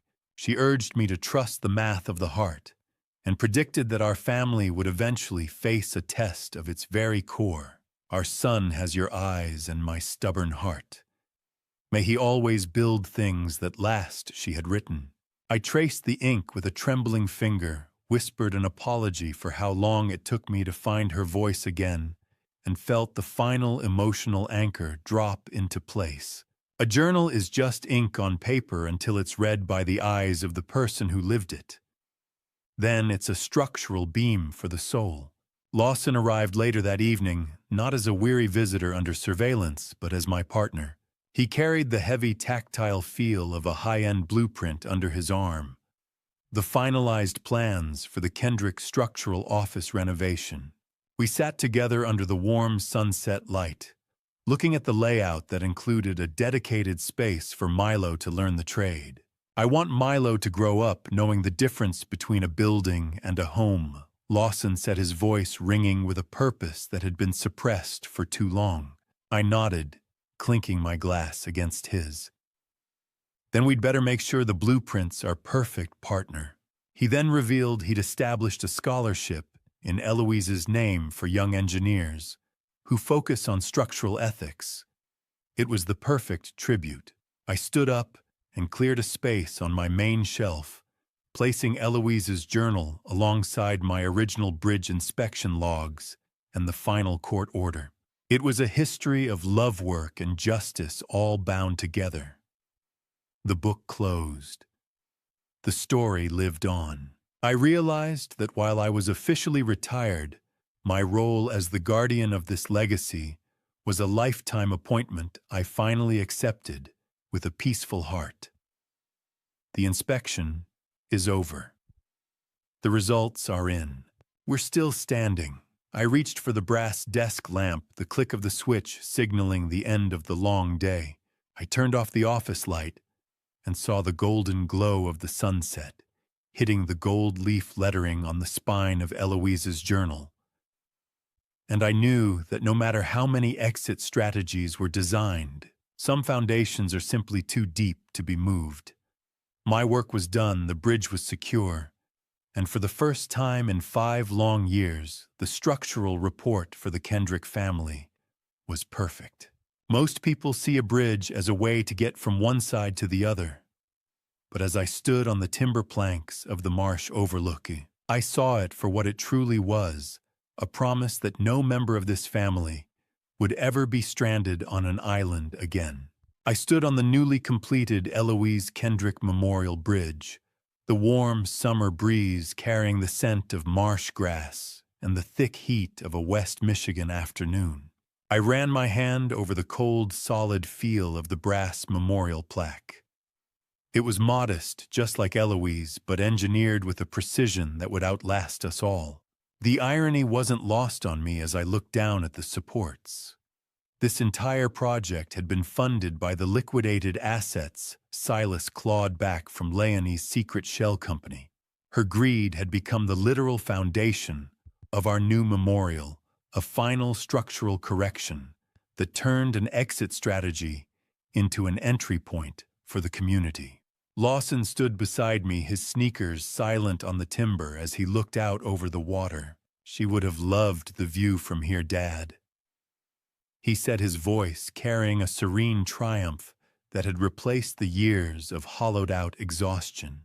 I nodded, watching the golden light of the late afternoon play across the reeds. "She's the reason the view exists, Lawson." I watched my son reach down to adjust Milo's backpack, a simple, unscripted gesture of affection that had been impossible under the clinical surveillance of the past 4 years. By fighting Leonie's cold, calculated control, I realized I hadn't just saved my own life. I had given Lawson the tools to be a father who leads with his heart rather than a manual. The cycle of isolation was broken. The structural integrity of the Kendrick men was finally a self-sustaining system bonded by a history we refused to let the world erase. A bridge is just a handshake between 2 shores. If the handshake is honest, the bridge will never fall. "I'm taking Milo to the engineering firm tomorrow," Lawson told me, a spark of professional pride in his eyes. "He wants to see the big blueprints." I smiled, thinking of the drafting table back at the office. "Make sure he knows he's the most important part of the design," I replied. "The case is closed. The bridge is open. The Kendricks are home." A final letter from Leonie's lawyer arrived this morning, confirming she has moved to another state and waived all future claims to the firm. The last tether was cut. I addressed the silence of the marsh one last time, a final message for anyone who might be listening. Isolation thrives in the dark, but it cannot survive the light of a forensic audit and the weight of a shared truth. Check your foundations, protect your legacy, and never ever let them tell you you're alone. Milo's laughter broke my reflection as he started to jog toward the trailhead. "Race you to the car, Grandpa," he shouted, his sneakers thumping rhythmically against the wood. I turned my back to the marsh, walking away from the overlook, flanked by the two men who carried my name. Behind us, the beating wings of a great blue heron taking flight echoed through the trees, a final release of the past into the soaring potential of the future. I watched my son and grandson disappear into the green of the woods, and I knew that while I was the one who inspected the bridges, they were the ones who would finally learn to cross them without fear. Looking back on everything that happened, I realized this family story was never just about money or legal papers. It was about the quiet ways trust can erode when you stop paying attention. For years, I believed love alone could hold a family together. But this family story taught me that even the strongest bonds need honesty, vigilance, and courage to protect them. If you are listening to my family story, learn from my mistake. Do not ignore the small warning signs simply because the person causing them shares your last name. Some people might call what I did dad revenge, but the truth is more complicated. My dad revenge was never about hatred or punishment. It was about protecting my grandson, my son, and the legacy my wife helped build. Still, every dad revenge carries a cost, because when family breaks, a part of your heart breaks with it. If there is one lesson I can leave behind, it is this: never surrender your voice just to keep the peace. Protect your dignity, your independence, and your relationships before someone else decides their value for you. I also believe that somewhere along this difficult road, God was guiding us back to the truth, reminding me that faith and patience can rebuild even a shattered home. Thank you for walking with me all the way to the end of this journey. I would truly like to hear your thoughts. What would you do if you were in Vance's position, facing that kind of betrayal and impossible choice? Share your perspective in the comments below. If this story resonated with you, consider subscribing so you don't miss future stories like this.